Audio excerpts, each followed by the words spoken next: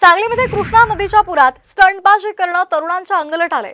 अरविंद पुलावरून तरुणांनी पोहण्यासाठी उडी मारली होती।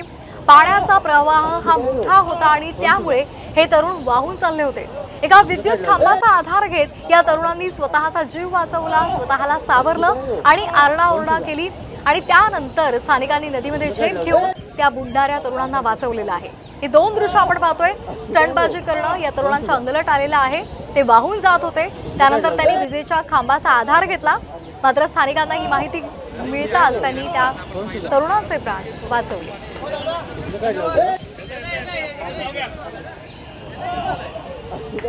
तर या संदर्भात अधिक माहिती घेऊयात आमचे प्रतिनिधी विजय पाटील यांच्याकडून। विजय, आपण पाहतोय स्थानिकांनी त्या तरुणांना वाचवलेलं आहे, काय अधिकचे अपडेट्स आहेत?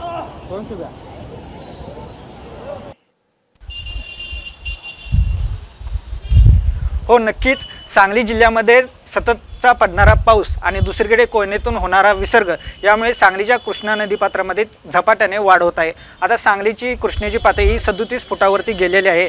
तर या ठिकाणी जे नदीपात्रामध्ये पाणी पाहण्यासाठी येणारे तरुण आणि हुल्लडबाजी करून नदीमध्ये उडी दोन तरुणांनी टाकली। यावेळी हे तरुण पाण्याचा वेग असल्यामुळे ते सतत पुढे तसंच वाहत आले आणि त्यांना दम लागला आणि त्यांनी एका डांबाला धरून ठेवले। यावेळी इथल्या स्थानिक जे तरुण आहेत आणि महापालिकेचे काही कर्मचारी यांनी रेस्क्यू करून या दोन तरुणांना या ठिकाणी बाहेर काढलं आणि त्यांना सुरक्षित बाहेर काढून त्यांची सुटका केलेली आहे।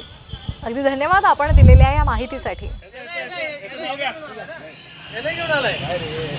तो मालक आहे बेस्ट ऑफ लक।